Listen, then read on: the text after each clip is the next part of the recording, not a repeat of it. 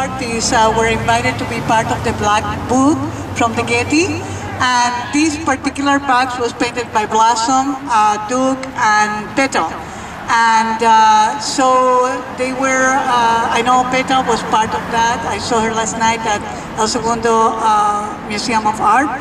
So I wanted to tell you a little bit about that because for many years, artists like the ones that you're meeting today, they have been threatened with jail and they've been, outcasted because what they did. So, when Councilmember Huizar was leading the movement of passing the mural ordinance, it was so important because it gave validity not only to our pioneer traditional muralists, but also it gave validity to our graffiti artists and to our youth because they weren't able to paint for 11 years.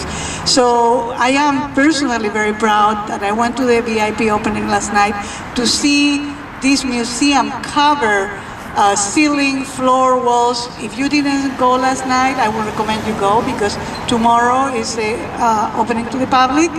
It's amazing what they have done. And this is, as I said, an effort from the Getty with an art collector that made this possible. So I think it's important that we acknowledge that our artists are being recognized, and what's happening here, it's exactly that. So I want you guys to give an applause to our artists for what they're doing and for bringing such vibrancy to our city. So Milca? Hi everyone. I'm sad that they're not able to be with us, but I'm glad that at least MCLA, we can step in and kind of add a little bit to the box, maybe a narrative.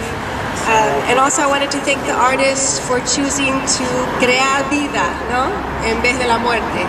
So I think that's very important, and that we give this planet its due respect.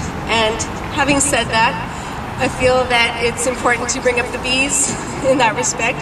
So for Petal and Blossom, they did exhibit at the ES Studio Galleries to kind of start off their Save the Bees campaign. And the reason for that is we all know, maybe most of you, about the collapse syndrome, where the bees are having trouble kind of staying alive in general.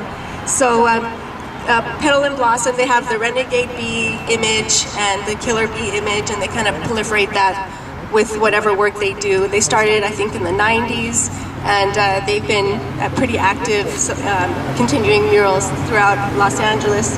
But here we have the bee imagery, some honeycomb, we have some Mayan all around, wrapped around the bottom. And I believe they titled this one, they says, Pollinate the Galaxy with Knowledge.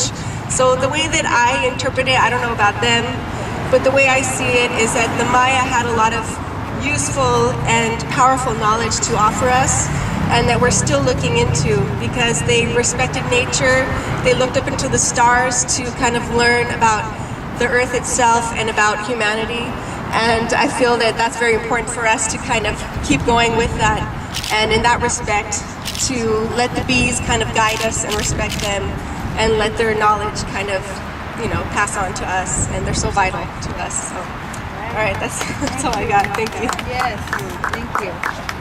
Thank you. The City of LA actually recently passed a new ordinance that will allow for urban farming of bees, and also that part of what my contribution to that, or my staff's contribution, was that from now on, whenever we, in the City of LA, whenever somebody calls because there's a colony of bees in their home or something, that we're not going to go in there and exterminate them, but we're going to pull them out and take them to a place and care for them, because not only are they pollinate and help our agriculture in the state of California, but the industry, California farming industry, is actually getting involved now because the almonds are in danger, etc. We're actually importing bees from somewhere in South America to help pollinate some of our areas.